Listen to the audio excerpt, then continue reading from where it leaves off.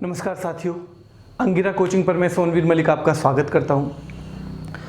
दोस्तों हम रोज़ इस चैनल पे एक क्लास लेके आते हैं 15 मिनट की जीएस की, जिसमें हम उन महत्वपूर्ण टॉपिक्स को कवर करते हैं, उन्हें याद करते हैं क्लास में, जो कि हमें अक्सर याद करने में परेशानी देते हैं। ठीक है, लेकिन आज मैं किसी क्लास के लिए नहीं आया हूँ। आज मैं आपको एक बार बताने आया हूँ कि दिल्ली पुलिस कांस्टेबल की तैयारी आप कैसे करें। दिल्ली पुलिस कांस्टेबल की तैयारी आप कैसे करें। ठीक है, समय समय पर तैयारी के बारे में आपको कांस्टेबल, हेड कांस्टेबल दोनों इसमें आप ले सकते हो। ठीक है, तो समय समय पर आपको अंकित जी का मार्गदर्शन इस मामले में मिलता ही रहता है। तो क्योंकि हम दोनों ने मतलब खुद भी ये हम एज ए स्टूडेंट भी हम रहे हैं, तो हमने जो अपने जीवन में महसूस किया है तैयारी के वक्त, बस वही चीज़ हम शेयर करते हैं, बाकी कुछ नहीं। ठीक है, तो अभी हम देखेंगे कि दिल्ली पुलिस की तैयारी कैसे करनी है। देखो, दिल्ली पुलिस अगर कांस्टेबल की हम बात करें तो हमारे पास सब्जेक्ट है क्या? मैथमेटिक्स हमारे पास है। ठीक है, मैथमेटिक्स है। ठीक है, नंबर 2 हमारे पास है रीजनिंग। ठीक है, नंबर 3 हमारे पास है जनरल अवेयरनेस यानी कि सामान्य जागरूकता। ठीक है, और नंबर 4 हमारे पास है क्या? कंप्यूटर। ठीक है, हमारे पास नंबर 4 पे है कंप्यूटर। अब आपको पता होगा मैथमेटिक्स कितने नंबर का आएगा दिल्ली पुलिस में? 15 नंबर का आएगा। रीजनिंग कितने की आएगी? 25 नंबर की आएगी। जनरल अवेयरनेस कितने नंबर की आएगी बताइए? ये आएगी 50 नंबर की। और कंप्यूटर आएगा 10 नंबर का। ठीक है, पूरे नंबर हो जाते हैं 100। ये तो सारा कुछ दिया ही हुआ है हर जगह, आपको पता भी है। अब मैं जो आपको बताने जा रहा हूं, देखो, सबसे पहले आपको क्या करना है? सबसे पहले आपको अपने टाइम को इसमें डिवाइड कर लेना है। तो जो कांस्टेबल के लिए आपको तैयारी करनी है 15 नंबर मैथ, तो अब आप अपने दिन को, मान लो आपने क्या किया है कि अपने दिन को आपने डिवाइड कर लिया कि इतने घंटे मुझे पढ़ाई करनी है। ठीक है, जैसे आपकी क्लासेज भी चल रही हैं तो क्लास लेनी है। क्लास के बाद लगभग मेरे ख्याल से आपकी 7 घंटे 6 घंटे 7 घंटे के करीब क्लास हैं जो दिल्ली पुलिस से रिलेटेड हैं। जो दिल्ली पुलिस से रिलेटेड हैं, एक चीज़ मैं और आपको बता दूं कि जो दिल्ली पुलिस पे फोकस्ड हैं वो क्लास भी वही वाली लो जो आपकी दिल्ली पुलिस में आने वाली है। ठीक है, मान लो हिंदी की क्लास है, अगर उनका फोकस ही दिल्ली पुलिस है तो फिर हिंदी की क्लास उन्हें देखने की जरूरत नहीं है। ठीक है, और किसी चीज़ की क्लास है, यूपी स्पेशल की क्लास है। क्योंकि एक बात मैं आपको बता दूं, थोड़ा सा हिंट दे रहा हूं, बस उसके लिए एक वीडियो अलग से भी बना दूंगा, कि अगर आप कई नावों में पैर रखेंगे तो आपका गिरना कहीं ना कहीं तय है। तो कई नावों में आप पैर रख ही नहीं सकते, इसलिए जो सबसे कम पढ़ के, यानी सबसे कम सब्जेक्ट्स पढ़ के, जिन सब्जेक्ट्स को आप सबसे पहले कवर कर सकते हो, मेरी नज़र में वो एग्ज़ाम है दिल्ली पुलिस कांस्टेबल का। ठीक है, इसमें अलग से कुछ नहीं पढ़ना है, ना अंग्रेजी अलग से पढ़नी है, ना जी के यूपी की स्पेशल पढ़नी है, ना हिंदी पढ़नी है, ना संविधान बहुत डीप पढ़ना है। तो ये सबसे छोटा एग्ज़ाम है, ये मान लो। ये जरूर है कि कंपटीशन इसमें भी बड़ा रहेगा, लेकिन वैसे ये सबसे छोटा एग्जाम है। ठीक है, तो पहले तो अगर आप कह रहे हो, एक दो लोग आप में से कहते हैं कि जी 11-12 घंटे की क्लास है, आपकी 11-12 घंटे की क्लास नहीं है। आप पहले उन चीज़ों पे फोकस करो जिन चीज़ों से आपका सिलेक्शन होता है, यानी आपको इन जितने भी एग्ज़ाम हैं उनमें से एक तो प्रायोरिटी पे रखना ही पड़ेगा, कि एक प्रायोरिटी पे अगर आपने नहीं रखा तो फिर आप उलझ जाओगे। ठीक है, जब बहुत ज़्यादा चीज़ें होती हैं ना सामने, तब कन्फ्यूजन का खतरा भी उतना ही ज़्यादा रहता है। तो यहाँ भी कन्फ्यूजन है। नुकसान कैसे कैसे करता है ये तो आपको लॉन्ग रन में पता चलेगा अगर आप फोकस नहीं रहे तो। इसलिए फोकस रहना है। तो मैथमेटिक्स के लिए अलग से टाइम दे दिया जितना मैथमेटिक्स के शेयर में आता है, रीजनिंग के लिए अलग से दे दिया, जीएस के लिए अलग से दे दिया, और कंप्यूटर के लिए अलग से दे दिया। सेल्फ स्टडी के लिए आपको टाइम मिल जाएगा, क्योंकि आपकी 6 से 7 घंटे की ही क्लास है। ठीक है, 2 घंटे की तो मैथ रीजनिंग की, 2 घंटे की तो ये क्लास है आपकी, 1 घंटे 45 मिनट की, या मतलब 45 मिनट या 1 घंटे की ये रहेगी, 3 घंटे हो गए, और 3 से 4 घंटे जीएस की चलती है। तो ज़्यादा से ज़्यादा आपकी कितनी है? 7 घंटे की क्लास। ठीक है, 3-4 घंटा आपको और निकालने हैं। उसके अलावा अगर आप 7 घंटे की क्लास ले रहे हैं तो 3-4 घंटे आपको और भी निकालने हैं। ठीक है, देखो एक चीज़ और मैं आपको बता दूं कि अगर आप किसी दूसरे एग्ज़ाम को भी साथ साथ लेके चलना चाहते हैं तो उसका जो अलग से सब्जेक्ट पढ़ना पड़ेगा आपको। जैसे कि आपको मान लो हेड कांस्टेबल दिल्ली का ही साथ में करना है, आपको अंग्रेजी अलग से पढ़नी है। आपको पता है इस एग्जाम में और उसमें 1 महीने का अंतर तो रहेगा, इसलिए अंग्रेजी को अभी थोड़ा थोड़ा धीरे धीरे आप साइड में ले चल सकते हो, थोड़ी थोड़ी पढ़ते हुए, ठीक है। और इस पे फोकस करके, क्योंकि देखो पहला उद्देश्य, एक तो उद्देश्य ये होता है कि मुझे नौकरी लेनी है यूपीएसआई की ही लेनी है, मुझे हेड कांस्टेबल दिल्ली पुलिस की लेनी है, मुझे सीपीओ दिल्ली पुलिस की ही लेनी है। एक ये होता है कि पहले मुझे नौकरी चाहिए। तो जिन्हें पहले नौकरी चाहिए, मेरा उनको सजेशन है, और वो दिल्ली पुलिस की भी तैयारी कर रहे हैं, तो सबसे आसान ये मान लो, इस पे फोकस अगर आप करोगे, कंपटीशन है लेकिन चीज़ें लिमिटेड हैं, जो आपको पढ़ना है वो लिमिटेड चीज़ें पढ़नी है, इसलिए आप इतने कम टाइम में भी उसे कवर कर जाओगे। उसके बाद अगर आपको मान लो यूपीएसआई का भी देना है, बाद में आपको दिल्ली हेड कांस्टेबल का भी देना है, तो वो जो 1-1.5 महीने का जो भी अंतर आएगा, उसमें आप जितना चाहो उन सब्जेक्ट पे फोकस कर लेना, इस पे थोड़ा सा कम कर लेना, ठीक है। तो पहला काम, अभी जो मेन चीज मैं आपको बताना चाह रहा हूं कि पहले हम रेशो में बांटेंगे। इसके अलावा चाहे हमें 4 ही घंटे मिलते हैं, तो 4 घंटे में से हम उसे रेशो में बांटेंगे कि आधा टाइम तो हमें जीएस के लिए देना है, ठीक है, कंप्यूटर के लिए देना है थोड़ा सा टाइम, क्लास से अलग रीजनिंग के लिए देना है, और मैथ के लिए भी देना है, ठीक है। क्लास से अलग आपको रिवीजन जरूर करना पड़ेगा। अगर देखो क्लास में हम कोशिश कर रहे हैं कि आपको वो भी पीडीएफ भी दे दें बाद में, लेकिन पीडीएफ भी कम से कम एक बार आपको बाद में रिपीट करनी पड़ेगी, वीकली एक बार पीडीएफ भी आपको रिपीट करनी कम से कम पड़ेगी, वरना तो आप उसे भूल जाओगे क्लास के साथ साथ ही। क्लास अभी चल रही है, आज आपको याद है, 15 दिन बाद आपको याद ही नहीं रहेगी, क्योंकि वो 15 दिन पीछे चलेगी, 15 दिन में बीच में बहुत सारा मटेरियल आ गया। इसलिए जो मेन चीज है, सबसे पहले आपको क्या करना है, रूल नंबर 1, 3-4 चीजें बताऊंगा, जो फॉलो करेगा ना वो बिल्कुल सफल होगा भाई, देख लेना। रूल नंबर 1 है समय को बांटना है, ठीक है, समय को बांटना है, विषय जितने भी हैं समय को बांटना है उनमें, ठीक है, समय को बांटना है। नंबर 2, अगर आपको तैयारी करते हुए, अगर आप बिल्कुल फ्रेशर हैं तो आपकी मजबूरी है कि आपको सारा कोर्स एक तरफ से पढ़ना ही पढ़ना है, ठीक है। लेकिन अगर आप देखो, जो आपकी क्लास चल रही है ना, क्लास में सारा ही कोर्स एक तरफ से करवाएंगे, ठीक है, चाहे बीच में से ले लें, पहले ये कर लें, लेकिन करवाएंगे तो सारा। तो एक तो आपको वहां चलते रहना है जहां क्लास आपकी चल रही है, मैथ में जहां चल रही है वहां चलते रहना है, रीजनिंग में जहां चल रही है वहां चलते रहना है, ठीक है। लेकिन एक आपको क्या करना है कि ये जो अपना ये ना जो टाइम बचे आपका, क्लास से अलग जो टाइम बचे, तो सबसे पहले आप सारे के सारे सब्जेक्ट जितने आपके हैं उनमें अपने वीक एरिया पहचानो, ठीक है। वीक एरिया, वीक एरिया का मतलब क्या है, कमजोर पक्ष, जो आपका कमजोर पक्ष है, ठीक है। कमजोर पक्ष पहचानना है आपको कि मेरा कमजोर पक्ष कहां है। मैथ में मेरे कौन कौन से, मान लो 20 चैप्टर मुझे पढ़ने हैं, कौन से 5 मेरे कमजोर हैं जिसमें से मैं सवालों को गलत कर देता हूं।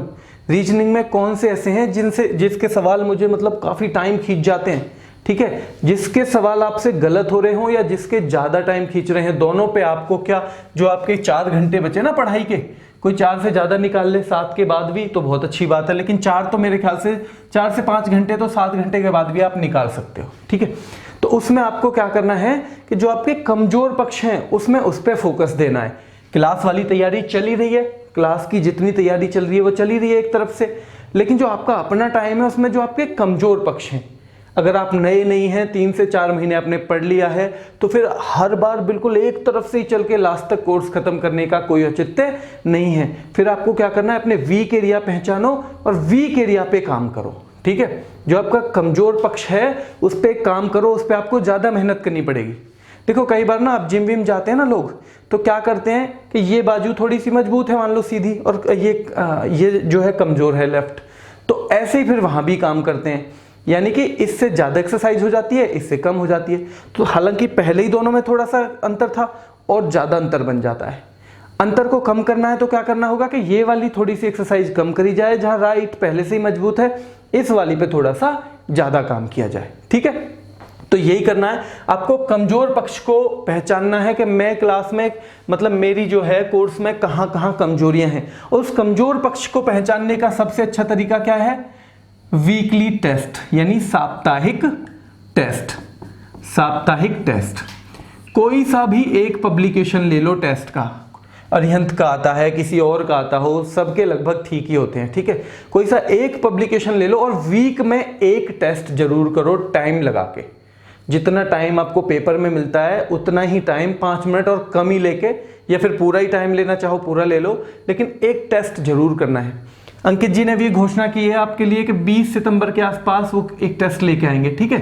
तो एक तो 20 सितंबर को आपका टेस्ट हो गई, उस टाइम पे भी आपको ये देखने का मौका मिल जाएगा कि मेरे कमजोर पक्ष कौन कौन से हैं।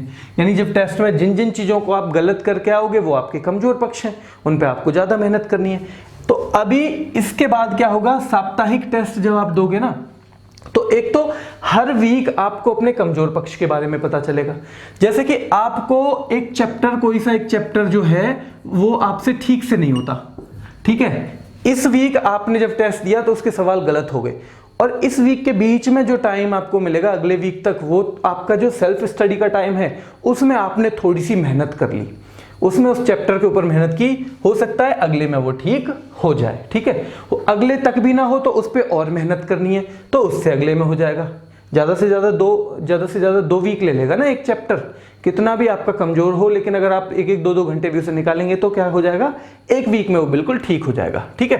फिर क्या करना है कि साप्ताहिक टेस्ट लेना है, और टेस्ट में जो चीज कमजोर होनी है वो आपको प्रैक्टिस करनी है। चौथे नंबर पे आपको क्या करना है, देखो अब तक क्या किया, समय को बांटना है, वीक एरिया कमजोर पक्ष जो है वो देखने हैं और उन पे काम करना है। केवल देखने नहीं है कि ये सवाल, अगर आपका कोई चैप्टर ऐसा है जिसका सवाल आप पे पहले वीक में भी गलत हो रहा है, चौथे में भी गलत हो रहा है, फिर आपको सोचने की जरूरत है कि आपने उस पर काम सही से किया है या नहीं। क्योंकि इस पहले वीक नहीं बता दिया था आपको कि ये जो चीज है ना ये आपकी कमजोर है, यहां से आप मार खा जाओगे, ठीक है, यहां से आप मार खा जाओगे, ये आपके कमजोर पक्ष है, लेकिन आप उस पर काम किया नहीं। ये यहां क्या होगा कि जो कमजोरी आपको अपनी दिख रही है ना वो छिपानी नहीं है, उससे उस पर काम करना है। अगर आप उससे मुंह चुराते रहे, नहीं अरे ये तो सवाल ही टफ था, इतना टफ पेपर में नहीं आएगा, अरे ये नहीं, ये मेरे पे गलती हो गई थी, बाद में ठीक हो जाएगा, नहीं, अगर गलत हो रहा है सवाल तो उस चैप्टर को आपको देखने की जरूरत है। प्लस जो चैप्टर सही से आते हैं, जो चैप्टर सही से आते हैं, ठीक है, आते हैं, उनका क्या करना है, उनमें रिवीजन के लिए सवाल आइडेंटिफाई करने हैं, उनमें रिवीजन के लिए सवाल आइडेंटिफाई करने हैं, ठीक है।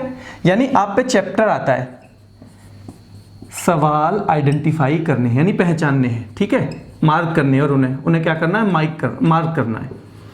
आपको एक चैप्टर खूब अच्छे से आता है, आपको चैप्टर खूब अच्छे से आता है, आप अटकते भी नहीं हो उसमें, या जीएस है कोई, या मैथ का चैप्टर है, रीजनिंग का है, या जीएस का कोई टॉपिक है, आपको अच्छे से आता है, तो आपको ना उसमें जो थोड़ा सा जहां जहां डाउट हो, या आपको लगता हो कि 4 ये सवाल ऐसे हैं कि ये 4 कर लूंगा तो पूरे चैप्टर की कॉन्सेप्ट आ जाती है इसमें, ये रीजनिंग के इस चैप्टर के 10 सवाल ये वाले जो है मैं कर लूंगा तो लगभग हर कॉन्सेप्ट जो है चैप्टर की कवर हो जाती है, तो क्योंकि वो आपको आता ही है। पर आता है तो इसका मतलब ये नहीं है उसे बिल्कुल भूल जाना है, उसे भी याद रखना है। क्यों? क्योंकि आपको किसी भी युद्ध में विजय क्या दिलवाएगी, जो आपकी क्या है, मजबूत पक्ष है। आपका कमजोर पक्ष तो बस आपको इतना करना है कि वो आपको कहीं मरवा ना दे, ठीक है, लेकिन जीत जो आपको मिलेगी वो आपको अपने मजबूत पक्ष को और मजबूत करने से मिलेगी। इसलिए उसे रिवीजन उसे भी करते रहना है। ऐसा नहीं है कि ये तो मुझे आता है तो अब छोड़ ही दो पेपर तक, 3 महीने बाद पेपर है, 3 महीने देखूंगा ही नहीं, ऐसा नहीं है। लेकिन उसमें से कुछ सवाल आइडेंटिफाई कर लो जिससे कि उसका वाला जो समय है आप दूसरे को दे सको, ठीक है। तो हर वीक क्या करना है, पहले समय को बांटना है, वीक एरिया जो है आपके कमजोर पक्ष है वो पहचानने हैं, उन पे काम करना है, साप्ताहिक टेस्ट आपको जरूर देना है। ये आपका क्या करेगा कि ये आपको पेपर के लिए दिमागी तौर पे भी क्या कर देगा, दिमागी तौर पे तैयार कर देगा। जब आप पेपर टेस्ट सीरीज देके जाते हैं ना कहीं, तो आपको ये नहीं लगता कि पेपर का माहौल नया है, क्योंकि आप उसी पेपर के माहौल में 10, 12, 15 बार बैठ चुके हो अपने घर पे। चाहे वहां पे कोई एग्जामिनर नहीं था, चाहे कोई नहीं था, लेकिन आप ईमानदारी से बैठो, जितना टाइम है एक्चुअल उससे 2-3 मिनट कम ही लो, फालतू मत लो, कोई किसी चीज की सहायता मत लो, बिल्कुल ईमानदारी से उस पेपर को दो, तो वो आपका कई जगह काम करेगा। एक तो वो आपको वीक एरिया को बताएगा, दूसरा वो आपका टाइम मैनेजमेंट सिखा देगा। प्लस कहीं ऐसा हुआ कि आप 4-6 सवालों पे अटक गए और मतलब वो आपको ये बता देगा एक आइडिया कि आपको हर सवाल पे कितना टाइम देना है। ऐसा ना हो कि 10 मिनट एक ही सवाल पे दे दिए और बाकी के सवाल छूट जाएं। अगर ऐसा हो रहा है तो वो सवाल पहले हटा के आगे बढ़ो और उसके बाद दूसरों को करो, बाद में जब समय बचे तो। कभी कभी क्या होता है पेपर में कि हम ऐसे सवाल पे अटके रहते हैं कि मतलब उससे हमारा इतना समय नष्ट हो जाता है कि लास्ट में हमारे 5 क्वेश्चन जो हम पे आते थे वो भी नहीं हुए। तो जो आप पे नहीं आता वो तो होगा ही नहीं, नेगेटिव मार्किंग है, तुक्का भी नहीं चलेगा। लेकिन ऐसा ना हो कि उसे करने के चक्कर में, उसे करने की जिद में आपका लास्ट में क्या हो जाए कि जो सवाल आप पे आते भी थे वो आप उन्हें पढ़ ही ना पाओ। करने की तो बात दूर की, आप पढ़ ही ना पाओ उन्हें। तो इसलिए ये चीज़ें ध्यान रखनी है, समय को बांटना है, वीक एरिया कमजोर पक्ष को पहचानना है, साप्ताहिक टेस्ट जरूर देना है, जो चैप्टर सही है उसमें से रिवीजन के लिए क्वेश्चन टिक करने हैं पहली बार में ही, जो जीएस का टॉपिक क्लियर है उसमें भी पहले से ही मार्क करने हैं। ग्रीन से ये मुझे आसानी से आते हैं, बस एक आधी बार पढ़ूंगा पेपर तक। रेड से ये मुझे बार बार प्रैक्टिस की जरूरत है, क्योंकि इसे अगर मैं प्रैक्टिस नहीं करूंगा तो ये मेरा सवाल पेपर में गलत हो जाएगा। तो इन चीज़ों को ध्यान में रखना है। साप्ताहिक टेस्ट पे मैं बार बार जोर दे रहा हूँ, और जो साप्ताहिक टेस्ट इसी वीक से करना शुरू कर देंगे वो मुझे ना पेपर के लास्ट में अगर बता देना, अगर आपका फ़ायदा इससे ना हो तो। ठीक है। एक जो अंतिम चीज़ है वो मैं आपको बताना चाह रहा हूँ कि पहले शुरुआत भी मैंने वहीं से की थी कि फोकस करना पड़ेगा, एग्ज़ाम पे फोकस करना पड़ेगा कि मुझे कौन सा एग्ज़ाम देना है। अगर डाइवर्ट हो गए ना कि कौन सा एग्ज़ाम दूं कौन सा ना दूं, क्यों, जब आपके पास कई ऑप्शन होते हैं तो भटकने के चांस भी ज़्यादा होते हैं। इसलिए सबसे पहले उस एग्ज़ाम को चुनो जिसमें आपका इंटरेस्ट है, जिसके सब्जेक्ट्स पे आप आसानी से कमांड बना सकते हो। उस एग्ज़ाम में और किसी दूसरे एग्ज़ाम में जो टाइम मिले, चाहे 20 दिन का मिले, तब वो एक्स्ट्रा सब्जेक्ट जो पढ़ने हैं तब उन पे चाहे पूरा का पूरा वही पढ़ना पड़े, फिर चाहे इसे हाथ ही ना लगा पाओ, लेकिन एक कम से कम ऐसा करना है कि एक एग्ज़ाम आप निकाल पाओ। वो उतने सब्जेक्ट तो आपको पढ़ने हैं। ठीक है, भटकना नहीं है, उतने सब्जेक्ट आपको जरूर पढ़ने हैं कि कम से कम एक एग्ज़ाम की तैयारी कोई से भी एक की ऐसी हो जाए कि जिससे आपका सिलेक्शन हो जाए। ठीक है। तो देखो भाई, एक चीज़ और, जो एक बहुत महत्वपूर्ण चीज़ क्या है, एक बहुत महत्वपूर्ण चीज़ ये है कि पेपर में कौन कौन सी चीज़ में ज़्यादा नंबर आने के चांस हैं आपके। तो अगर दिल्ली पुलिस कांस्टेबल की बात हम करें तो दिल्ली पुलिस कांस्टेबल में सबसे ज़्यादा जो महत्वपूर्ण आपके लिए है, देखो आपको मैथ में इतनी तैयारी करनी है कि कोई नंबर ना कटे। ठीक है, मैथ में इतनी तैयारी करनी है कि कोई भी नंबर ना कटे। अगर आप मेहनत करोगे तो पूरे के पूरे नंबर आ सकते हैं मैथ में, कोई इशू नहीं है। एसएससी की रीजनिंग जो है बहुत टफ आती नहीं है, तो रीजनिंग में भी अगर आप चाहोगे तो नंबर नहीं कटेंगे। ठीक है, मैथ्स में नंबर नहीं कटेगा, रीजनिंग में भी नंबर नहीं कटेगा अगर आप चाहो तो। नंबर 3, कंप्यूटर भी बहुत ज़्यादा नहीं आने वाला है। ठीक है, कंप्यूटर ऐसा नहीं है कि आपको एमसीए की तरह, जितना कोई एमसीए कोर्स किया हुआ हो किसी ने, उतना मास्टर्स डिग्री नहीं मांग रहे वो कंप्यूटर्स में। ठीक है, बिल्कुल बेसिक नॉलेज। तो जो आपको क्लास अभी अंकित जी ने शुरू करवा दी है दोबारा, अगर आप क्लासेस को फॉलो कर लोगे तो पूरे 10 में से 10 नंबर आ जाएंगे, कोई बड़ी बात नहीं है। ठीक है, क्योंकि मैंने पहले भी उनकी क्लास देखी थी, काफ़ी अच्छी क्लास रहती है। तो अगर उन्हें फॉलो कर लोगे तो वो क्लास बिल्कुल बिल्कुल पूरा का पूरा क्लियर करवा देंगे उस चीज़ को। ठीक है, और नंबर 4, करंट जीएस। ठीक है, करंट जीएस ऐसी होती है कि उसे सबसे ज़्यादा उसकी भविष्यवाणी आप कर सकते हो, क्योंकि एक लिमिटेड पोर्शन में से आती है। ठीक है, तो आपको पढ़ाई जा रही है, क्लास आपकी चल रही है, उसके साथ साथ अगर आपको टाइम मिलता है तो देखो एक 1 लाइनर बुक आती है स्पीडी की, एक स्पीडी की करंट जीएस की 1 लाइनर बुक आती है पतली सी। अगर आपको मिल रहा है टाइम, आपको लग रहा है कि हमें मतलब क्लास के अलावा भी कुछ पढ़ना है, वो ले लीजिए। 1 लाइनर है पूरी की पूरी, एक लाइन मतलब हर एक लाइन होगी उसका जवाब होगा, एक लाइन होगी उसका जवाब होगा। उस चीज़ को मैंने देखा है कि आप लोग थोड़ा तैयारी भी जल्दी कर लेते हो, उस चीज़ को थोड़ा जल्दी कवर कर लेते हो। ठीक है, 1 लाइनर को, तो वो भी आप साथ में कर सकते हो। क्लास में आपको टॉपिक पूरी तरह से पढ़ा जाएगा, वहाँ आपका वो रिवीजन भी हो जाएगा। ठीक है, तो ये चीज़ें आपकी 4 मोस्ट प्रेडिक्टेबल हैं। बाकी जीएस जो होती है ट्रेडिशनल, देखो आपको डीप में ही पढ़ाई जा रही है, वो भी पूरी क्वेश्चन वहाँ से भी मिलेंगे, लेकिन ऐसा हो सकता है कि उसे वो पूरा का पूरा आप उतना फॉलो ना कर पाएँ। तो अगर कहीं थोड़ा बहुत आपको गुंजाइश है ना, तो इन चीज़ों में कहीं गुंजाइश नहीं है। इनको आप ये मान के चलो कि आपको 100% देना है। 15 में 15 आने चाहिए, 25 में 25 आने चाहिए, ज़्यादा से ज़्यादा एक नंबर कट जाए दोनों में मिला के, ठीक है। कंप्यूटर में 10 में से 9 चलो 10 हो जाए तो बहुत अच्छी बात है। और करंट जीएस का जितने भी क्वेश्चन आते हैं सब कवर होने चाहिए, ठीक है।